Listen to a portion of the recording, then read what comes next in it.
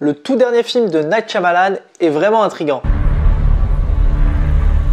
Si vous n'y parvenez pas, ce sera la fin du monde.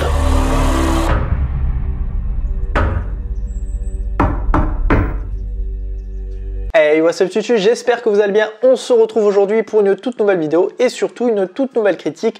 Nous allons parler du film Knock at the Cabin, le dernier film de Night Shyamalan. Alors qu'ils passent leurs vacances dans un chalet isolé en pleine nature, une jeune fille et ses parents sont pris en otage par 4 étrangers armés qui exigent d'eux un choix impossible afin d'éviter l'imminence de l'apocalypse.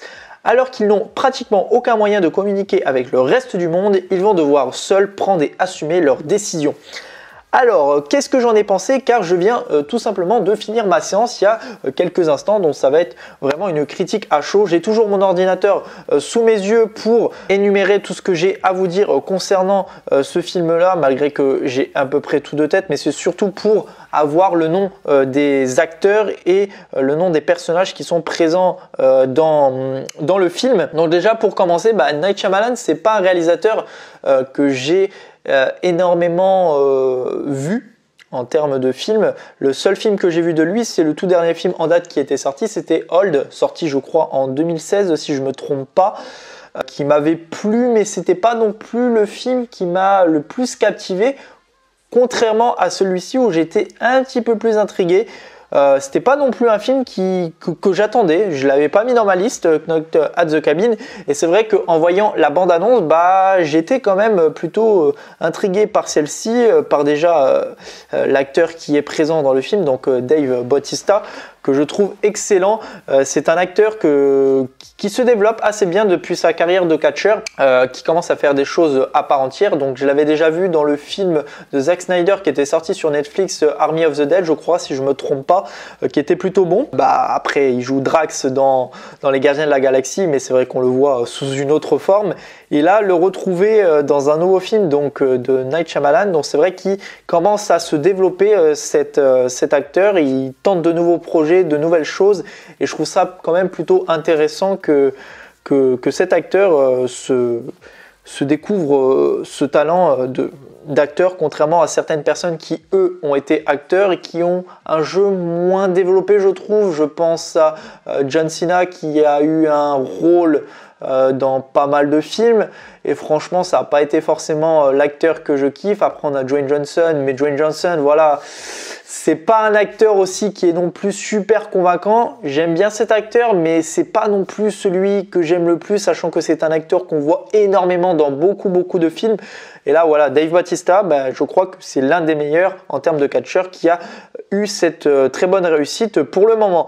Donc enfin bref, on reviendra sur le jeu des acteurs par la suite, mais en tout cas du coup le film, je trouve qu'il est bon, mais il y a quand même quelques petits hacks à certains moments, à commencer par le point négatif, c'est-à-dire qu'on développe très vite l'histoire, on n'essaye pas de poser que ça soit les personnages et même le scénario en lui-même, c'est-à-dire déjà on commence directement dans le vif du sujet, où on se retrouve dans la maison avec peut-être 3-4 minutes après le début du film, où il y a directement ces personnes, ces 4 personnages qui se voient comme les cavaliers de l'humanité pour sauver le monde, se retrouvent directement dans la maison, et on parle déjà avec les dialogues, avec beaucoup de dialogues où c'est très lango. Je trouve ça vraiment très long par rapport à ça, et c'est vrai que c'était assez dommage parce que j'aurais préféré avoir directement un début où on les voit arriver dans la maison, voilà, les vacances et tout, sauf que après ça arrive juste après. En fait, on nous pose des mini flashbacks dans le film pour essayer un minima de développer les personnages, mais je trouve que les personnages, ils ont été développés très rapidement, que ça soit le personnage de Eric joué par Jonathan Groff, qui est l'un des personnages assez intéressants dans l'histoire du film, j'en reviendrai dessus par la suite, et du même avec Andrew, donc les 2 parents de la petite Owen.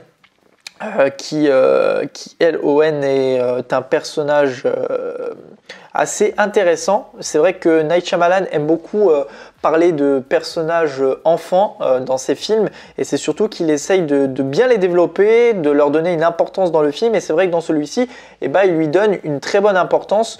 Donc voilà, par rapport à ça, et je trouve que ces trois personnages-là, à commencer par eux, ils sont malheureusement très peu développés, et c'est assez dommage. On a quelques petits flashbacks concernant du coup Andrew et Eric, où on voit justement l'adoption de Wen dans certains flashbacks, et après on a d'autres petits flashbacks mais qui apportent peu sur eux-mêmes, et ça c'est assez dommage. Pareil aussi pour les autres personnages, que ce soit Léonard, Redmond, Adrian ou encore Sabrina, les quatre cavaliers qui veulent sauver l'humanité. On les développe peu. Alors c'est vrai que j'aurais préféré avoir peut-être 20 minutes supplémentaires du film pour essayer de développer un petit peu plus ces personnages. Ça aurait été quand même plutôt intéressant. Enfin bref, voilà, c'était les seuls hicks que j'avais par rapport à ça. Et un autre hic, mais je reviendrai après. Donc là, parlons un peu plus du scénario qui se retrouve justement dans cette cabane où ils ont en fait en tête l'objectif de sauver l'humanité, sauf que pour sauver l'humanité, il faut qu'ils sacrifient l'une de ces trois personnes parce qu'ils ont été choisis. Donc c'est vraiment un film basé sur la croyance et sur l'humanité, sur beaucoup de choses. C'est vrai que quand Shyamalan a une idée par rapport à ça, il a toujours vraiment ce ton un petit peu d'originalité concernant ses scénarios, et je trouve ça cool parce qu'il va toujours au bout de ses idées. Et franchement, par rapport à ça, on peut que le féliciter parce qu'il adapte parfaitement ce qu'il a envie de faire, et je trouve ça plutôt cool par rapport à ça. Donc c'est vraiment un film à huis clos, ça c'est sûr, un film à huis clos. Et c'est vrai que les films à huis clos, c'est souvent assez complexe, et là par rapport à ça, le film à huis clos se développe plutôt bien, avec des prises de caméra plutôt bonnes, où franchement on ressent l'ambiance de la cabane, de vraiment tout ce qui est dit par rapport à ça, et même aussi concernant les dialogues, je trouve ça hyper intéressant, les dialogues, comment ils sont faits, comment ils sont construits dans l'histoire du film. Et c'est vrai que quand Dave Bautista, donc Léonard dans le film, il parle, moi je suis captivé. Franchement, j'étais intrigué quand il parlait, et on ressentait aussi la tristesse de ce personnage qui est vraiment assez profonde. Pareil quand c'est du côté de Jonathan Groff, donc Eric dans le film. Andrew, on le voit différemment parce qu'en fait Andrew, c'est un peu le personnage à part entière. Il est plus dans le fait que lui, il est croyant, enfin il commence à être croyant du fait que peut-être ce qui se passe est réel, alors que lui, Eric, n'a tout simplement pas envie de se faire embobiner le cerveau sur le fait que ce qu'ils disent c'est potentiellement faux.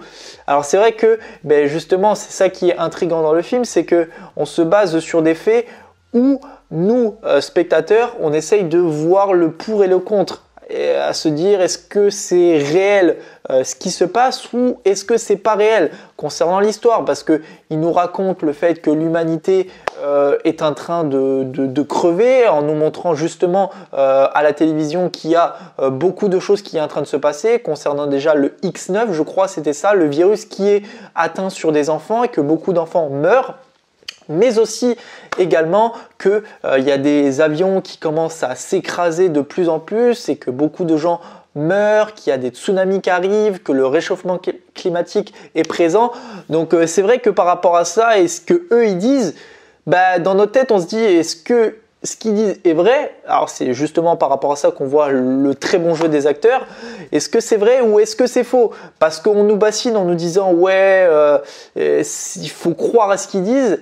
Mais d'un autre côté, on se dit non, en fait c'est peut-être faux. Je trouve que par rapport à ça, ça a été super rapide parce que on y croit que quelques instants, et après au final on n'y croit plus parce qu'on voit réellement que c'est vrai cette histoire par rapport au fait que les interviews commencent à être révélées un peu plus facilement par rapport à ça, tout ce qui est présent sur la télévision.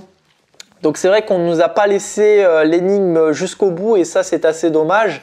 Par rapport à ça aussi, qu'est-ce que je voulais dire concernant aussi l'un des personnages, donc le personnage de Eric, je crois, non, de Andrew, qui se sacrifie justement à la fin parce que lui, on sent la faiblesse de ce personnage, qui est malheureusement bien présent dans celui-ci, c'est qu'on n'a pas forcément ressenti la tristesse du personnage quand il est mort. Et c'est assez dommage parce que vu qu'on n'a pas ressenti cela, eh ben, ça nous mettait dans un moment où c'est pas triste en fait. C'est-à-dire que malgré tout, on nous met une ambiance, on nous met de la musique pour essayer d'attrister le spectateur.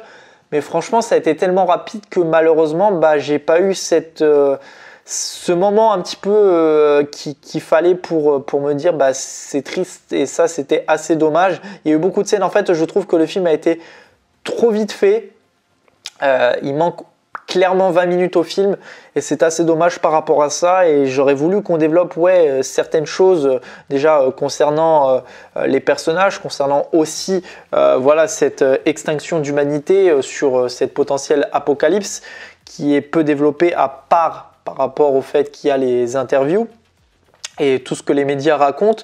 Mais c'est vrai qu'à part ça, c'est assez dommage, c'est assez creux par rapport à ça.